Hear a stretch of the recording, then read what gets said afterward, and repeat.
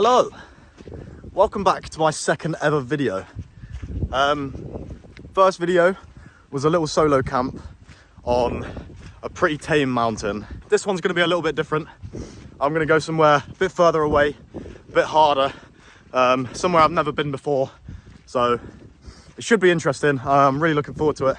I'm just a little over halfway there already. Could have shown me getting to here, but it was a bit boring. I mean, that's kind of what you can see now. I am headed off up into that direction, into the clouds.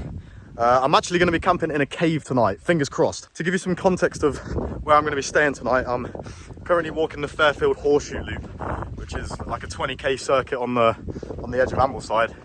I'm planning to leave it about halfway through, so I think I would have done near on 10k before I sort of split off from this route, and then hopefully go down a sort of gully, and which will lead me to the Priest Hole Cave, which is where I'm going to be staying tonight. Without dragging it on too much, I'm going to get going because it's slightly late in the day now. It's 10 to 3 o'clock.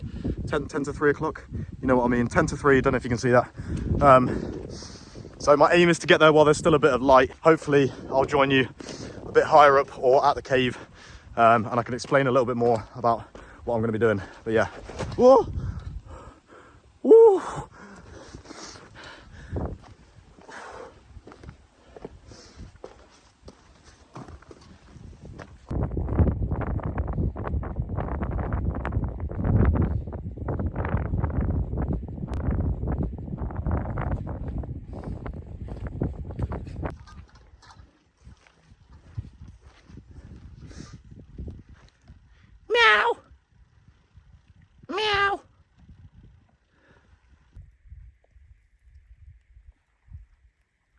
I'm no pathologist, but I think that's a dead sheep. Maybe that's not a good sign.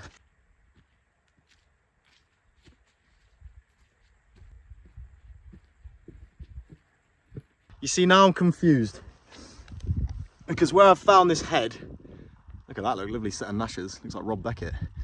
No front ones though, must have been a smoker. Where I found this head was so far away from where I found the rest of it. You know when you watch like a fantasy show like Game of Thrones or something, and they have those beheading scenes, and you can watch people getting guillotined and they chop their head off and then their head rolls miles down a hill. That's kind of how I imagine what happened to that sheep, but the problem is its head was higher up the hill than its body, so unless its body rolled down, I don't know. That's a mystery to me.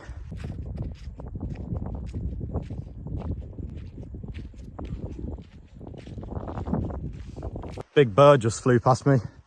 Don't know what it was.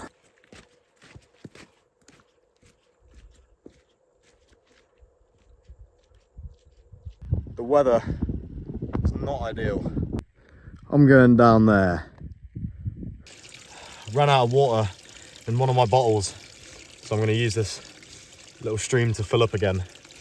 I don't really know what the laws are with filling up water from streams. I just know you're not meant to do it. But you're meant to do it only if it's running.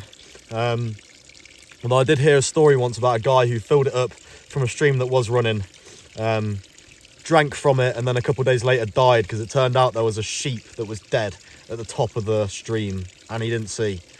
So I didn't see any sheep on the way, and this water,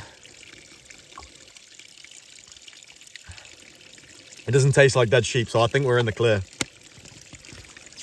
Just for perspective, I've just come all the way along this ridgeline here. I've had to navigate all these rocks, and I've now got to go up there. I think I've just started to see what looks like the start of the cave. I think it's that. That's the first time I've seen it in my life, actually, not just today. It's not what I thought it'd look like at all. The journey to get here was way like harder than I thought it was going to be. I'll see if I can show you the path that I've just come up. It's this path that runs along there. It's come all the way down that mountain, and that, which you can't really see all that, but that's a sheer drop. I mean, I'll show you sort of the other side of this cliff.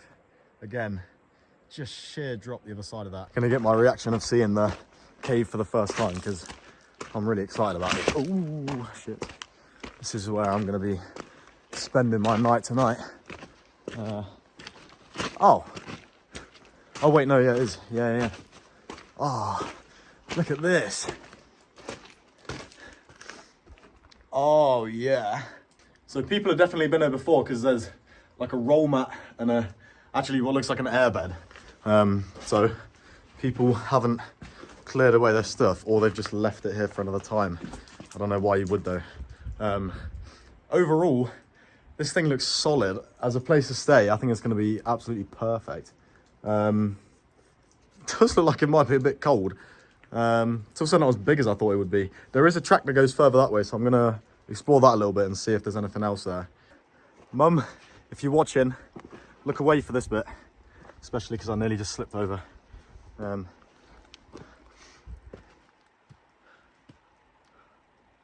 How's that? How's that for a view?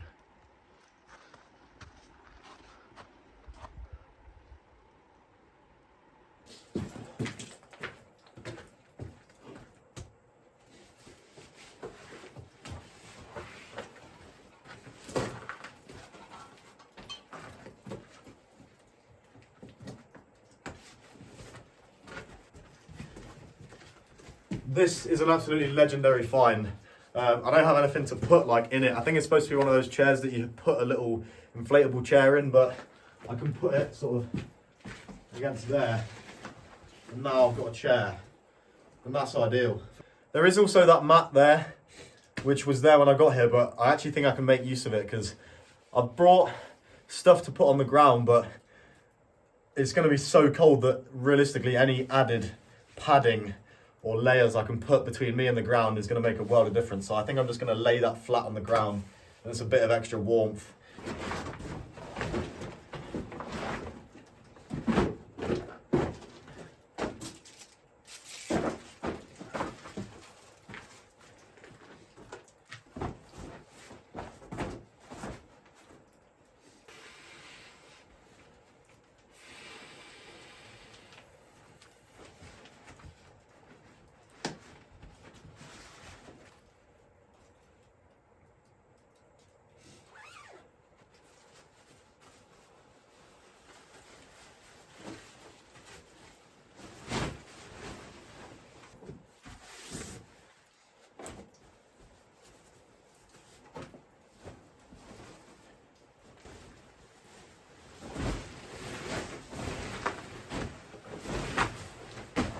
So I've just had an idea. I can't tell if it's a really good idea or a really stupid idea. But the airbed that I found here when I got here that's laid down, this one, it's actually the same airbed that I used to have like a year ago. I originally put it down as a ground sheet, but I've just realised it's one of the self-pumping ones, and it's got the nozzle on it that will do up and seal so that all the air will stay in it. So I'm going to have a go and see if I can pump it up.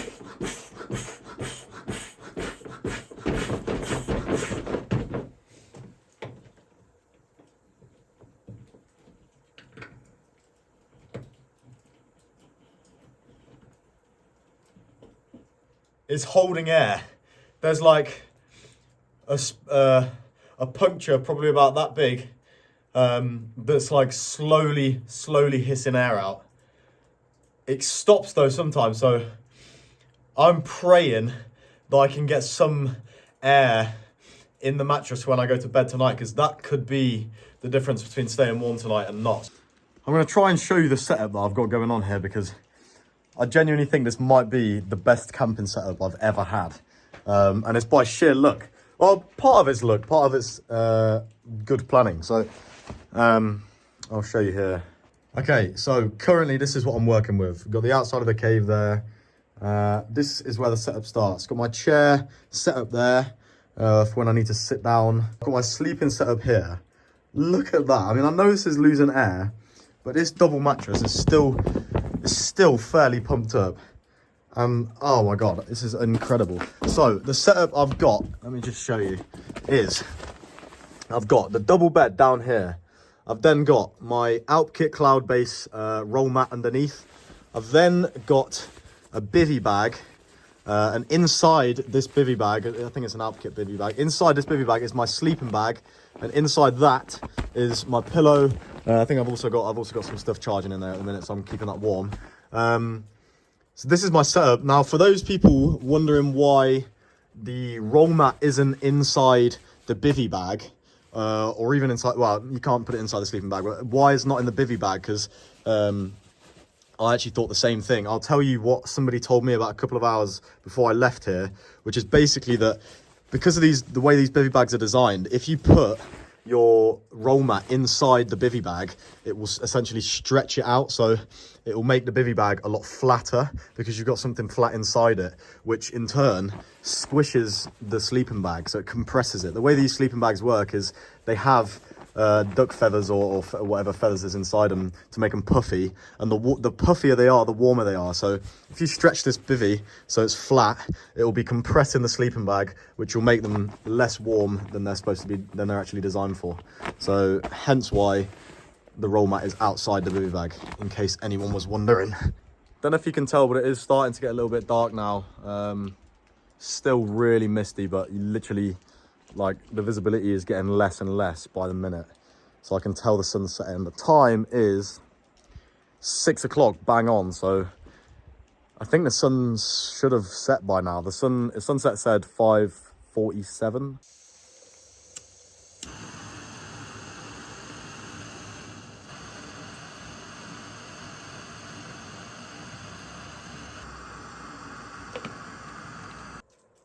Now this is for anyone wondering, this is a Bulgarian mountain tea. Not really much else to say on that. My dad got that for me. It's from Bulgaria and it's from the mountains. Read on the packet yesterday that it's really good for staying calm, which is all right. I suppose I feel pretty calm at the minute, but I don't want to get too calm. I might forget something. But yeah, that should be nice. And don't worry, I can hear you. Oh, what are you having for tea? Pulled pork. Yeah? So pulled pork. And this time it's got meat in. Hopefully there's enough left in there. Don't actually know if there is. That might not be enough, but I can't be bothered to boil anymore, so we're just going to run with that. Water's in there now. Got the perfect utensil for both of these, even though I just left it on the floor. People clown these. My nan got me this for Christmas. Fork on one end, spoon on the other end. Spoon for tea, for mixing the tea. Fork for mixing the food. Yeah? So, best of both worlds. I'm going to prepare these both now and tuck into my dinner and tea. Everything's ready now, so I'm going to give it all a try. First of all, this Bulgarian tea, I've been sipping it already, is elite. I don't know if probably nobody has tried this Bulgarian mountain tea, but I'd highly recommend it. It's so nice. And exactly what I need for a camp. If you can even call this a camp, I'm not even in a tent, but this pulled pork, I'm going to give it a go. It smells amazing. I've never had this particular one before, so this will be the first time trying it. It smells really, it smells a bit oniony, but I quite like that with pulled pork as well. It looks really nice.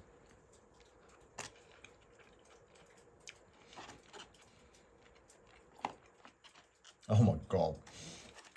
No idea how they prepare these little bags, but they must season everything before it goes into the bag, because that is definitely more flavoursome than most of my meals that I have at home. It's got so much flavour.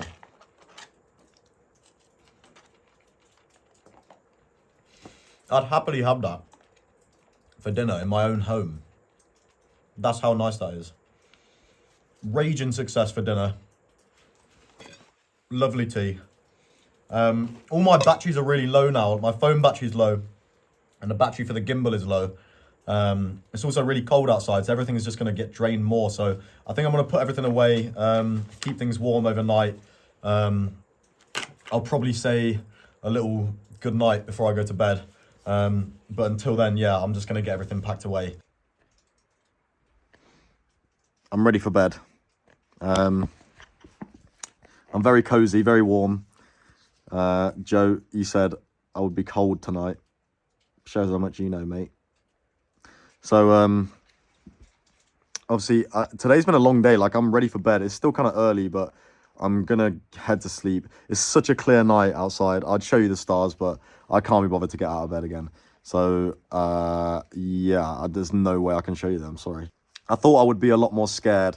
I don't like insects and spiders, so if I see any of them, I am gonna freak out. But I haven't seen anything yet, so I'm just gonna hope I don't see anything, and I'll be fine. But anyway, good night. I'll see you in the morning.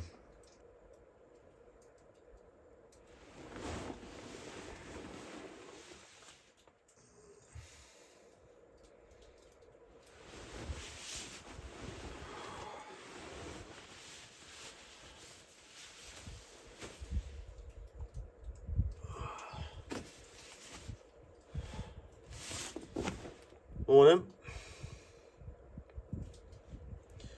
Still can't see anything. It's not quite sunrise yet. Time is 6:59, so it's about to turn 7. Sun should be coming up soon. Hopefully, with it clears some of the clouds. But yeah, woo. That was a cold night. I'm not gonna lie. I thought it would be warmer. I was way warmer when I went to sleep. I had to wake up in the night and put some layers on. In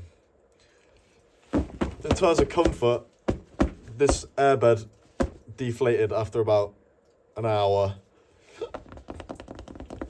And then my own roll mat actually deflated quite soon after. So I was near enough just laying on flat rock for most of the night. But I had enough padding that it wasn't too cold, so it's not the end of the world. I've been colder. We survived the night. Now let's get up and make a brew.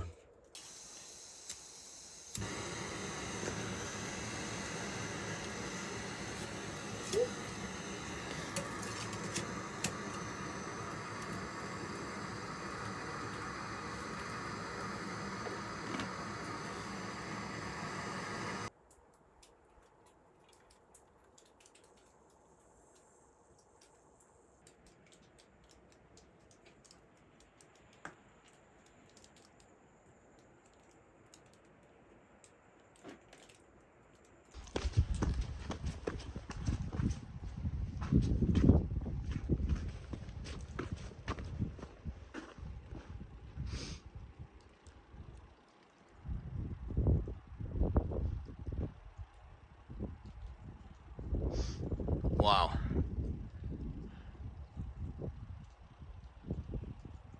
That is something. I think if I'm going to want to get any drone shots, gotta be careful there, otherwise I'll slip. If I'm going to get any drone shots, it's going to have to be sort of in the next 20 minutes, half an hour when this window of no cloud opens up. So I'm going to get my tea drank and then try and get some footage on the old drone.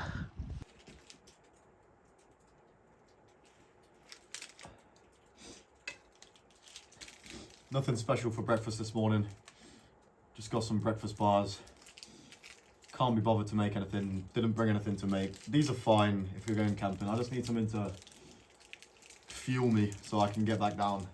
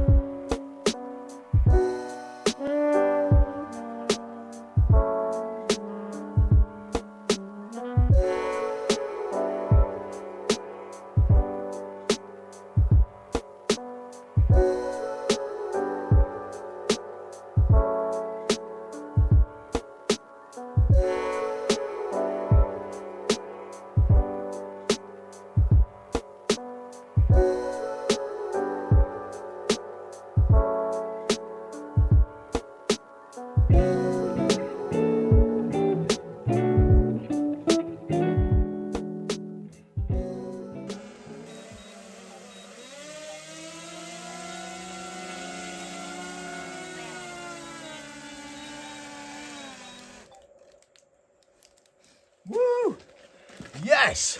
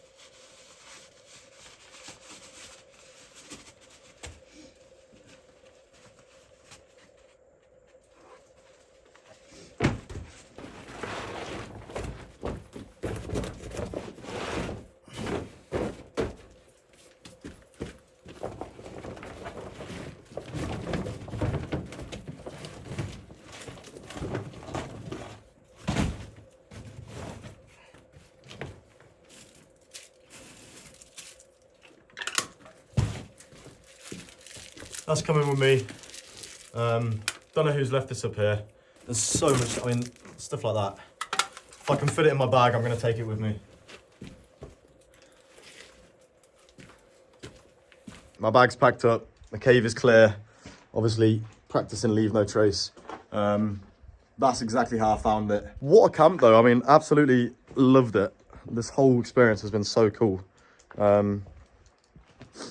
If this was on booking.com, I'd probably give it like 4.5 stars out of 5. I would give it 5, but it was just a little bit cold. And there was no chocolates on the pillow when I came in. Matter of fact, there was no pillow. So maybe 4, maybe 4. But still really good. Thoroughly enjoyed it. And yeah, let's start on our way home.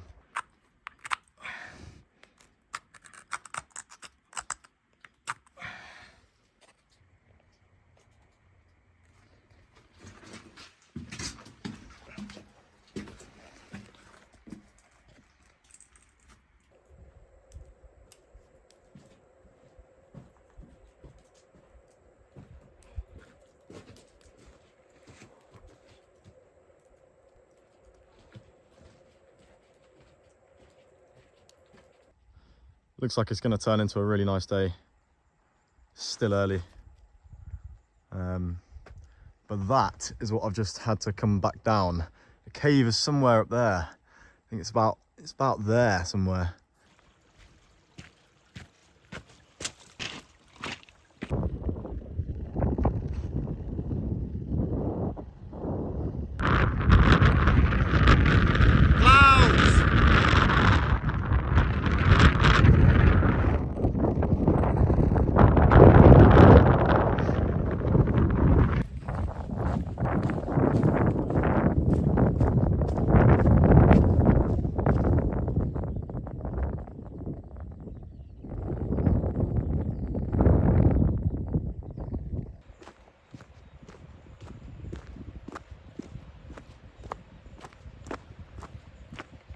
I think I'm going to end the video there. There's not really much more to add. I'm nearly back now. It took me like just shy of an hour and a half to get down, but it took me like 2.5, nearly 3 to get up. So I'm quite happy with that.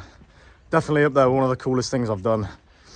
Such a like weird experience, but I'd definitely recommend it. I'd definitely do it again. Yeah, if you enjoyed the video, like it, subscribe if you're new or you haven't already subscribed. Let me know what you want to see in future videos, and thanks for watching. I'll see you in the next one.